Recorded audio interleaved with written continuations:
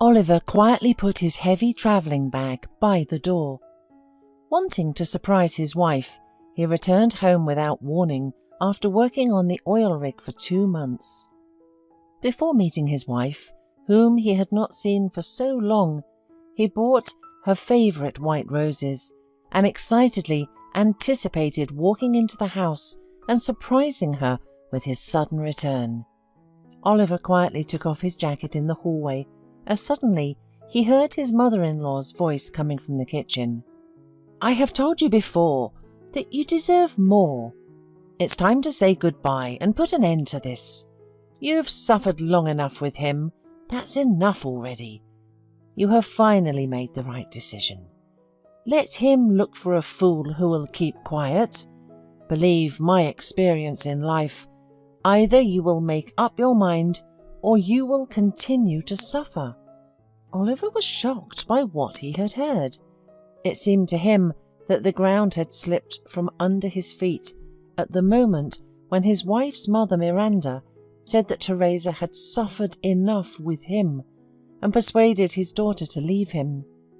The stunned man quickly put his shoes on, grabbed the travelling bag left on the doorstep, and walked out quietly, carefully closing the door behind him. Oliver could not comprehend what he had just heard. He and his mother-in-law always had a good, warm relationship, and the fact that she considered him unworthy of Teresa shook the man to his core. Apparently, Teresa had already made up her mind.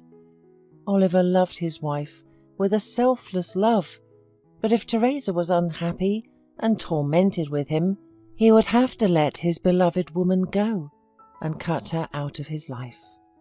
Oliver stopped at his close friend. He spent a sleepless night recalling the words he had heard in his own home. The only dignified way out of this situation, the man considered, was the breakup of his relationship on his initiative. And so he did. Oliver wrote his wife a letter in which he admitted that he had found another woman and would not return to her. He also said goodbye to her and wished her happiness. After sending the letter, he, with a broken and devastated heart, went away, having decided that there was nothing more for him to do in his native city. After his arrival in the capital, Oliver changed his phone number, deleted all the photos of his wife, to forget about the past and start life with a clean slate. He got a job as a bus driver and rented a small apartment. In order not to think about what had happened, the man immersed himself in his work. Meanwhile, Teresa, who was anxiously awaiting her husband's return from his shift, was shocked by the letter she received. Hoping she had misread it, the woman reread it over and over again, shedding bitter tears. When Miranda arrived at her daughter's house early in the morning, she found her sitting on the floor, sobbing desperately. The woman gasped, shuddered, and ran over to her crying daughter. "Teresa, what happened to you? Did you fall? Are you in pain?" she questioned, deciding that something had happened to the unborn child. Teresa silently held out Oliver's letter. "Why has he done this to me? He found someone for himself while he was working in another town, and he decided to forget about me. How am I supposed to go on living? And my baby? Why should the baby grow up without a father? We have dreamed of this pregnancy for so long. Now it has come, but there is no sense of life." "Don't say that," whispered Miranda affectionately. "Don't be angry with God. You'll be a mother soon. That's what you should think about, instead of suffering. Time will heal everything, my dear. Your pain will pass. We will raise the child with you. Don't worry. I will help you in everything." After her mother's words, Teresa calmed down a little and stopped sobbing. As Miranda said, time really healed the young woman's wounds. She did not stop loving her husband, but she hid her feelings for him deep in her heart. Teresa still believed that one day the door of her house would open and Oliver would appear on the threshold. But most of the time her thoughts were occupied with the baby she was carrying under her heart. Soon, pleasant worries filled Teresa's life, relieving her of mental torment. In due time, Teresa gave birth to a healthy son who was an exact copy of his father. She named him Foster. Foster grew up to be a nimble, quick-witted child, and the days flew by even faster with him. When he was 3 years old, Teresa decided to go with the boy to the capital and visit a close friend, Ruby. A few days after her arrival, Teresa wanted to show Foster the zoo. Since it was not far from the house where Ruby lived, the woman decided to take the bus. Surprisingly, the bus driver turned out to be Oliver. She looked at him in confusion until she finally came to her senses.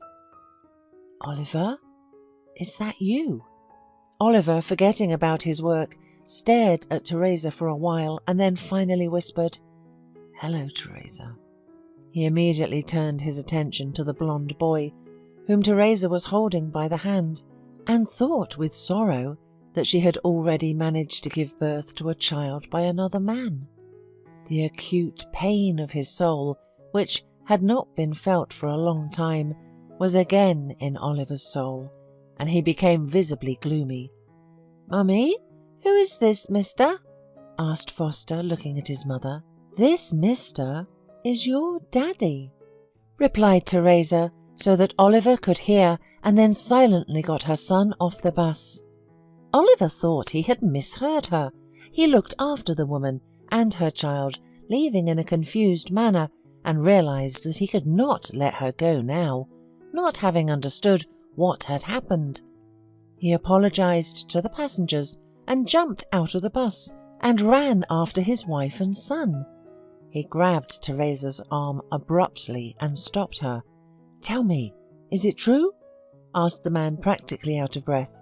"Is he really my son?" Teresa nodded affirmatively and said in an excited, trembling voice, "I have never deceived you, and now I'm telling you the truth. But you have to go. The whole bus is waiting for you." Oliver looked at the bus and realized that now was not the best time and place to figure things out. "Yes, I have to go, but I'll be waiting for you at this spot tonight at 9 o'clock. Oliver took one last look at the child and Teresa and returned to the bus. At the zoo, the woman's thoughts were occupied only by her husband and his last words. She had no regrets about telling the truth and was surprised at Oliver's reaction. Did he really think she could have had a child that age from another man? Doubts and hesitations tormented her soul and mind, stubbornly telling her to leave the past and live in the present without her ex-husband. But her heart persistently asked to meet Oliver once more and at least talk to him. In the end, her heart overcame her mind, and leaving Foster with Ruby, Teresa went to meet Oliver. Her hands were shaking with excitement, and her heart was beating fast. Her whole body was trembling in her chest, and she was eager to look into the eyes of the man she still loved in spite of everything. Oliver was standing at the bus stop, wearing a thin jacket and holding an umbrella in his hand. The sky was gloomy and foggy. No sooner had Teresa come to the bus stop than it started to rain. Oliver ran up to Teresa with opened umbrella and hurriedly hid her from the rain. "Shall we go in?" the man suggested, pointing to a small cafe near the bus stop. Teresa nodded in agreement. 10 minutes later, they were sitting at a cozy table, drinking hot tea. The tense silence was broken by Oliver. "That boy, is he really my son?" "I have told you today that he is," interrupted him Teresa. "When you left me, I was pregnant. I was looking forward to your return to share this happiness with you, and you didn't even dare look into my eyes and say what you had written then. I have been home. I have heard everything." "What do you mean? And what have you heard? I don't understand anything," asked Teresa. "I came home early because I was going to surprise you. I even bought you your favorite flowers. Like a fool, I thought I was loved and waited for. I was sure of it until I heard your conversation. My dear mother-in-law was trying hard to persuade you to leave me and find a better match. And you yourself didn't mind and didn't argue with your mother when she was blaming me for tormenting you. I realized that when I came back, you would have put me in front of the fact that you didn't need me. So I turned around and left, and then I wrote a letter saying that I had found another woman, even though it wasn't true. In fact, I've always been faithful to you." Teresa froze, listening to her husband's story. She wanted to cry and laugh at the same time. At the time, she and her mother weren't discussing Oliver, but Teresa's boss, who kept the woman busy and made her work for two. Miranda urged her daughter to quit her thankless job and find a quieter place for herself. "How wrong you had been," the woman exclaimed. "I wasn't going to leave you. I was going to leave my job. You remember my boss, don't you? I used to complain about him to you. He had lost his conscience at all. He was making me do other people's jobs. He was always picking on me and belittling my virtues. Plus, he was paying me a penny. All this practically drove me to a nervous breakdown. Since my condition, my mother demanded that I quit my job. That was it. I have always loved you now, and will continue to love you. But you decided everything for us, without giving us the slightest opportunity to explain ourselves. I would have told you about all this, but you left me."